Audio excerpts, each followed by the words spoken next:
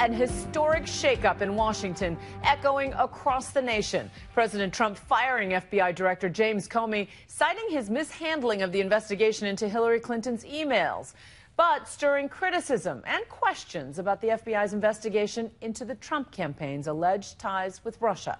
Here's ABC's David Wright with the fallout. Tonight, FBI Director James Comey was out in Los Angeles for a recruitment event for new agents, unaware, it would seem, that in Washington... Excuse my breath here, Wolf. I just ran out here to bring you this news. Coming out of the White House, President Trump has just fired the director of the FBI. Comey is out, abruptly fired by his boss, President Donald Trump. You are hereby terminated and removed from office effective immediately. As FBI Director, Comey was accused by the Democrats of helping Trump win. More recently, he's been a thorn in Trump's side, in charge of the high-profile probe into Russian meddling in the November election and possible links between Moscow and the Trump campaign. Comey's sudden departure now clears the way for the president to name his successor. It's an historic day at the White House. The firing of an FBI director by a president is an extraordinarily rare event. It hasn't happened for nearly a quarter of a century. There were a lot of Democrats over the course of the summer who would have been thrilled to see James Comey go. But now to see him go as he's now looking towards the Trump administration rather than the Clinton State Department, I think is something that people are finding quite fishy. The president does not cite the Russia investigation as a reason for Comey's dismissal.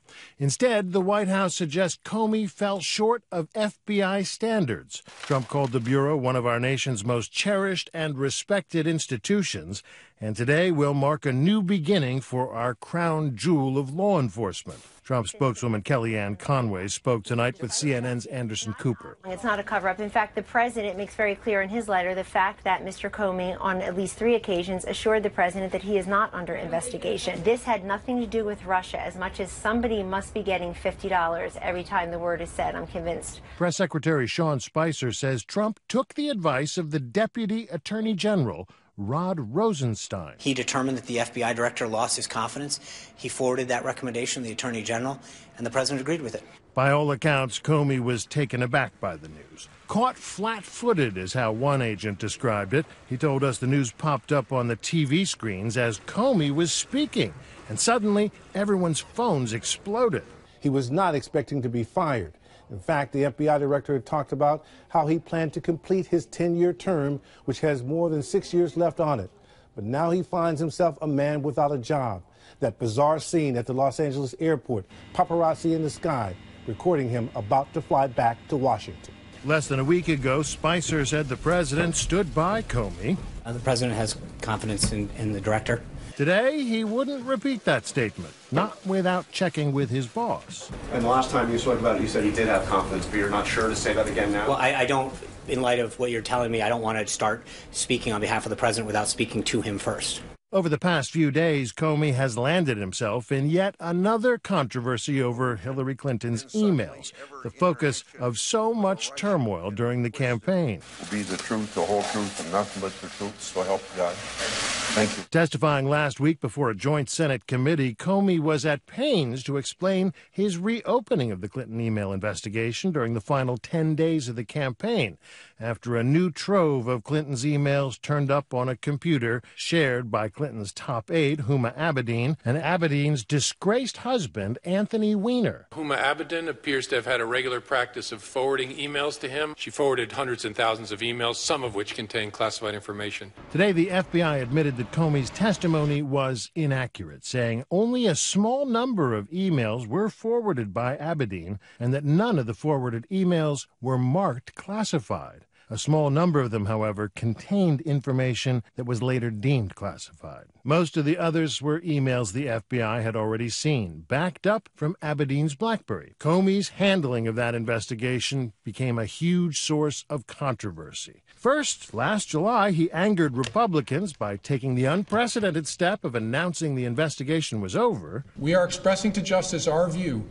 that no charges are appropriate in this case. Candidate Trump expressed outrage, but Trump gave Comey credit after the FBI reopened its investigation into Clinton's emails. It took guts for Director Comey to make the move that he made in light of the kind of opposition he had. Comey closed the investigation again 3 days before voters went to the polls, but the damage was done. Look, this was terrible. It makes me mildly nauseous to think that we might have had some impact on the election, but honestly, it wouldn't change the decision. When Comey and Trump first came face to face with each other after the inauguration, He's become more famous than me. Comey's job seemed safe. Fairly or not, Democrats blamed Comey for costing them the White House. Here's what Hillary Clinton herself told CNN's Christiane Amanpour just last week. You know, if the election had been on October 27th, I'd be your president. And it wasn't. But I was on the way to winning until the combination of Jim Comey's letter on October 28th and Russian WikiLeaks raised doubts in the minds of people who were inclined to vote for me but got scared off. But tonight, Clinton's former campaign manager, Robbie Mook, told Cecilia Vega the president should not have fired Comey. I think we're all so blown away at the gall that he would have to do this and how it appears he is simply holding himself above the law. So this is about the future of the FBI's investigation into Russia. That's what concerns you the most? That's what deeply concerns me. Under our system, the president is not above the law. He can't simply throw out somebody who's investigating him. Voters were aware of the Russia probe before the election, but they were not aware of the possible involvement by Trump associates, including the Attorney General, Jeff Sessions. Therefore, I have recused myself in the matters that deal with the Trump campaign. That's why Democrats now say it's not right for the Attorney General to recommend firing Comey. The FBI director serves at the pleasure of the president, but his 10-year term gives him independence and power. The last time an FBI director was fired was nearly 25 years ago, 1993, the first year of the Clinton administration. Bill Clinton ousted William Sessions over ethical concerns. Tonight, Democrats are renewing their calls for a special prosecutor to take over the Russia investigation. Were these investigations getting too close to home for the president?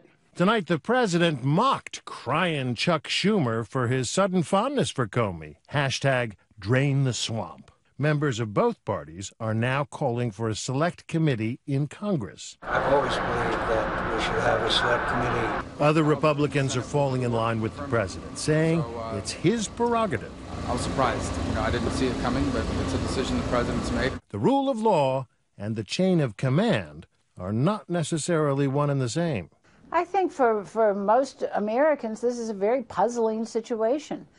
James Comey has been attacked and praised by both parties. So what are the American voters supposed to think? We still don't know what Comey thinks of all this. He's now headed back from L.A. on the FBI's private jet. I'm David Wright for Nightline in New York.